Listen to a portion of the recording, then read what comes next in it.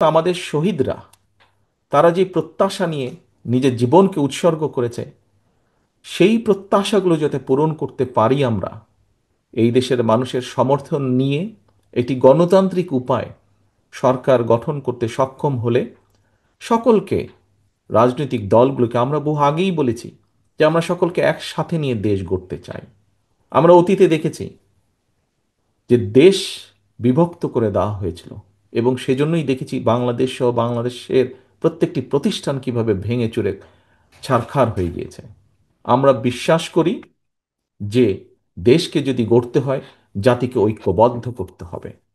এই ঐক্যবদ্ধ করতে হলে পরিশ্রম করতে হবে। দেশকে গড়তে হলে জাতিকে ঐক্যবদ্ধ করতে হবে। ঐক্যবদ্ধ করার জন্য সব প্রকার উদ্যোগ আমরা গ্রহণ করেছি।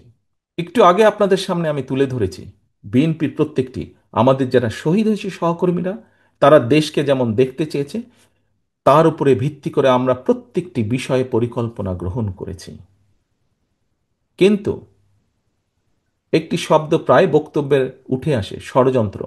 যা আগে বলেছিলাম 8 মাস 7 মাস আগে, তা এখনো বলছি। শুধু আমি একা বলছি না, যারা বিবেকবান সচেতন মানুষ, দেশপ্রেমিক মানুষ, প্রত্যেকটি মানুষ বলছেন এই কথাটা।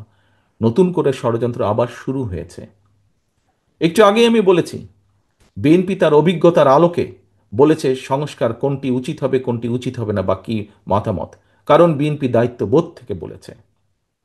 প্রিয় সহকর্মীবৃন্দ, আমরা বরাবর এক কথা বলে এসেছি, আমরা সবসময় গণতন্ত্রে বিশ্বাস করি, বাংলাদেশের স্বাধীনতায় বিশ্বাস করি, বাংলাদেশের মানুষের সার্বভৌমত্ব, দেশের সার্বভৌমত্বে আমরা বিশ্বাস করি, মানুষের কথা বলার অধিকারে আমরা বিশ্বাস করি।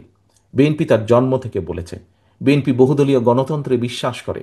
এই কথাটি শুধু বলেনি, এই কথাটি প্রমাণ করে দেখিয়েছে।